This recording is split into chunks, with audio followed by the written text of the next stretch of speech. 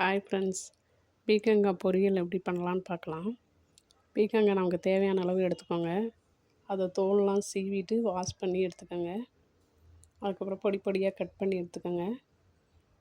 அதுக்கு தேவையானது வெங்காயம், கருவேப்பிலை எடுத்துக்கோங்க. ஒரு வடை சட்டியில் எண்ணெய் ஊற்றி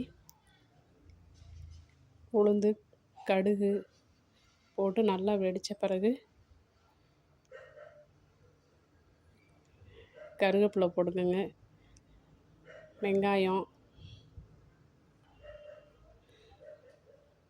நல்லா வதங்கின பிறகு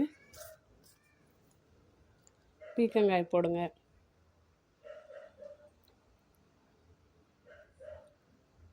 பீக்கங்காய் போட்டு நல்லா கிண்டி விடுங்க. கொஞ்சோண்டு தேவைக்கேற்ப மிளகாத்தூள், உப்பு, கொஞ்சம் மஞ்சத்தூள் போட்டுக்கோங்க. போட்டு நல்லா கிளறி விடுங்க. தண்ணியெல்லாம் ஊற்ற வேண்டாம். பீக்கங்காய் தண்ணி விடும், அதுலேயே பீக்கங்காய் வெந்து போயிடும். கடைசியாக ஒரு முட்டையை உடச்சி ஊற்றி நல்லா கிளறி விட்டு இறக்கிடுங்க. பீக்கங்காய் பொரியல் ரெடி. அதை வேறு ஒரு பாத்திரத்துக்கு மாற்றிடலாம். அதோட இன்றைக்கி நம்ம வீட்டில் என்ன சமையல்னு பார்த்துடலாமா?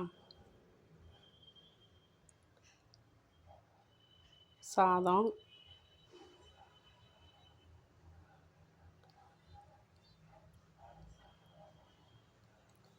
வெண்டைக்காய் புளிக்குழம்பு,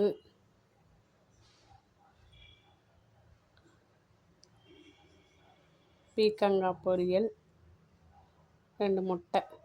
தேங்க்ஸ் ஃபார் வாட்சிங்.